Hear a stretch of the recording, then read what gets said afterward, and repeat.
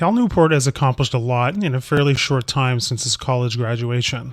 He has published 4 books, earned a PhD, wrote peer-reviewed academic papers at a high rate, and was hired as a tenure-track professor at Georgetown University. All the while, rarely working past 5 or 6 p.m. during the workweek. Oh yeah, he's also married and has 2 kids which he spends time with every night, fully present to what's going on. He credits his ability to accomplish all of this to what he calls deep work. For 3 to 4 hours a day, 5 days a week, he uses uninterrupted and carefully directed concentration to get done the most important work. His main argument in the book is that the ability to perform deep work is becoming increasingly rare at exactly the same time it is becoming increasingly valuable in our economy. As a consequence, the few who cultivate this skill and then make it the core of their working life will thrive. We'll spend the rest of our time here exploring why this matters for you and I and what we can do about it. What's going on in the world? We are coming into an age where robots, AI, and a bunch of other factors are going to transform the world of work. Just like any revolution, there will be winners and losers. A lot of people are going to lose their jobs as their skill becomes automated or easily outsourced. But a lot of people are going to become more valuable in this new economy. In particular, there are 3 types of people that will thrive. First, there are highly skilled workers who are able to work well and creatively with intelligent machines. Second, there are the people who are best at what they do in the world. Here's an example to bring this home. Eventually, most of the meals we eat will be made by robots.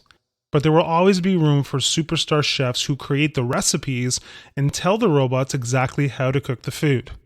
This isn't good for most chefs, but the best ones will do even better under this system. Third are the people who have the capital to invest in the new technologies that are being created right now. Short of inheriting a ton of money or quickly starting and selling a company with a big exit, you have the most control over becoming a highly skilled worker in the new economy or a superstar in your field. 2 core abilities for thriving in the new economy. As we continue our journey into the new economy, there are 2 core abilities that we all need in order to survive. The first is the ability to quickly master hard things. This skill matters in working with new technologies because they rapidly evolve, and so you'll need to master new and hard things over and over again. It also matters in becoming a superstar in your field because you'll need to master a complex set of skills, whether you work in technology, are a world-class surgeon, or a yoga instructor. The second is the ability to produce at an elite level, in terms of both quality and speed. This should be obvious, but most people miss it. In order to thrive in the new economy, you need to produce at an elite level. It's not enough to master new things. You need to put those skills to work in a way that produces value in the economy. Which leads us to the next argument. Your core abilities depend on your ability to do deep work. Let's start by defining what deep work actually is. Newport defines it as professional activities performed in a state of distraction-free concentration that push your cognitive capabilities to their limit. These efforts create new value, improve your skill, and are hard to replicate. Its counterpart is shallow work, which Newport defines as non-cognitively demanding, logistical-style tasks, often performed while distracted. These efforts tend not to create much new value in the world and are easy to replicate. Deep work requires what K. Anders Ericsson, a professor at Florida State University, calls deliberate practice. Many books have gone on to quote him, and Malcolm Gladwell made his theory popular as the 10,000-hour rule. But at the core of Ericsson's theory was the idea of deliberate practice, which requires 2 things. Number 1, that your attention is focused tightly on a specific skill you're trying to improve or an idea you are trying to master. And 2, you receive feedback so you can correct your approach to keep your attention exactly where it's most productive. The part that's important for us to narrow in on with this summary is the idea of focused attention. Without it, there's no expert skill development. In today's world, we check our phones upwards of 75 times a day. We end up in a constant state of partial attention. Here's why this matters. Let's use the example of reading a book to develop a new important skill. As you're reading the book, your phone buzzes. You got an email. Because of the way your brain was built, you can't resist checking the email, and so you do. It was nothing important, and you get back to reading your book. You think nothing of it, but what just happened was significant.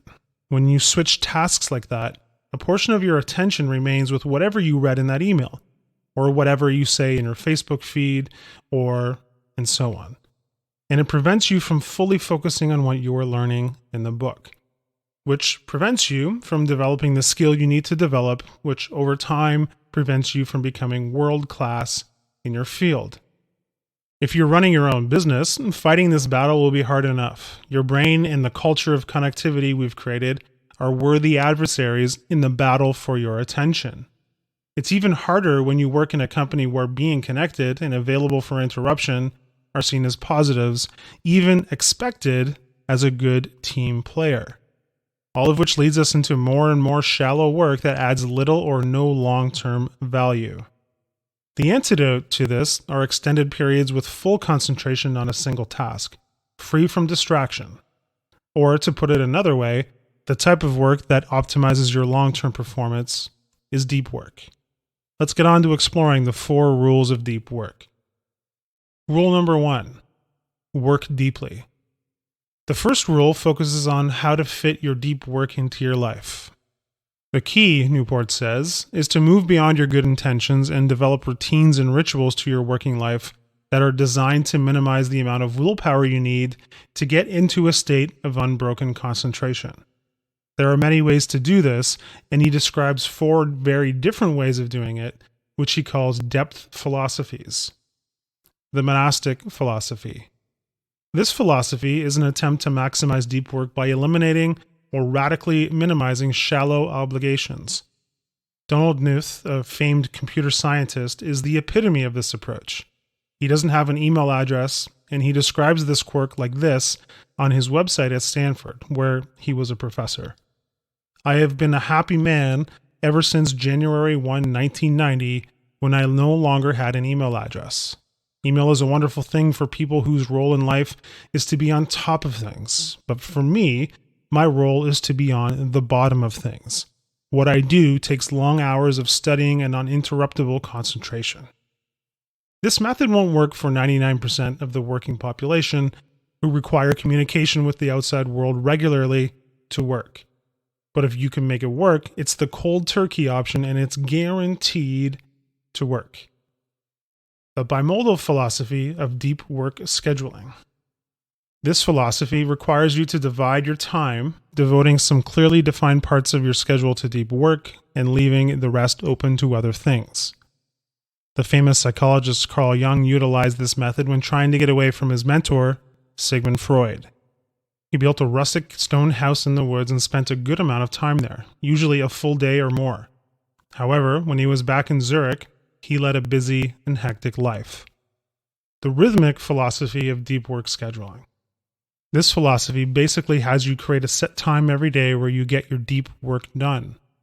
While it lacks the ability to create the deepest of deep thinking that the previous 2 methods create, it has the benefit of being able to fit in with the reality of most people's lives.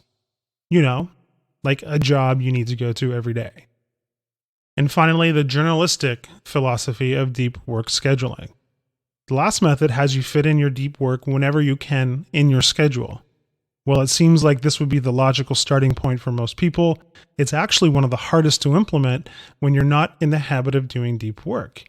For most people, harnessing the willpower and discipline to pull this off is next to impossible. One last note before we move on. Whichever philosophy you end up adopting for yourself, make sure that you turn it into a ritual. Here are some things you should address. Where you'll work and for how long, how you'll work once you start, how you'll support your work. For instance, maybe it starts with a strong cup of coffee or a walk. Now we move on to rule number 2, embracing boredom. There are 2 sides to your deep work training. The first side we've already covered, getting your deep work time scheduled and done. The other side to the same coin isn't as obvious but equally important, overcoming your desire for distraction. Clifford Nass, the late researcher at Stanford, found through his work that constant attention switching online has a lasting negative effect on your brain. Essentially, your brain becomes addicted to the distractions, which makes it impossible for you to be laser focused when you need to be. The solution, Newport suggests, is that instead of taking breaks from distraction, you should take breaks from focus. Here's how it works. Schedule in advance when you'll use the internet or be distracted by whatever you find distracting, and then avoid it altogether outside those times. There are 3 important points to consider when putting this into practice. First, the strategy works even if your job requires lots of internet use and prompt email replies. You'll just have more distraction blocks than other people. Regardless of how you schedule your internet blocks, you must keep the time outside those blocks absolutely free from internet use. And finally, scheduling internet use at home as well as at work can further improve your concentration training. One additional way you can practice getting into deep work mode is to meditate on a regular basis. Yes, there are plenty of mental health related reasons you should consider about meditation. But this suggestion is purely for the ability to help you concentrate more deeply when it matters. Rule number 3, quit social media. This one is simple. Most people focus only on the benefits of using social media and pay no attention to the detriments. Newport identifies this as the any benefit approach to tool selection. You're justified in using a network tool if you can identify any possible benefit or suggest anything you might possibly miss out on if you don't use it. Instead, consider using the craftsman approach to tool selection. You will identify the core factors that determine success and happiness in your professional and personal life. Then, only adopt a tool if the positive impacts on those factors significantly outweigh the negative impacts. Here's a very practical approach to doing it. Quit all social networking sites for 30 days. Then, ask yourself these 2 questions at the end of that time about each of the social networks you took a break from. Number 1, would the last 30 days have been notably better if I had been able to use this service? And number 2, did people care that I wasn't using this service? If you answer no to both questions, quit the social network permanently. If your answer was yes, you can let yourself go back. And finally, rule number 4, drain the shallows. The final rule to complete your deep work journey is to minimize the amount of shallow work you do on a regular basis. The problem with shallow work is that you probably spend much more time on it than you think, even ignoring the attention switching costs you incur by giving in to distractions. To combat this tendency to let the shallow work expand to fill your day, you should schedule every minute of your workday. 2 things are guaranteed to go wrong when you do this. Your time estimates will suck, things always take longer than you think, and you'll be interrupted with new obligations that appear unexpectedly. But you, with your newfound calmness and focus, will be able to handle this with grace and ease and will simply take a few moments to rearrange your schedule. Who knows? You just might be able to finish your workday by 5:30, like Newport does. Hi, I'm Rhonda, and this is an exclusive audiobook video recorded for the Audiobook Master Channel. Enjoy your audiobook and have fun learning. Don't forget to subscribe and hit the notification button so you'll get updated on our next upload. If you liked the video, give us a thumbs up and say your thoughts about the book we just covered. Do you want to listen to a summary or review of a book that we haven't covered in the past? Say it in the comments below or send us a message.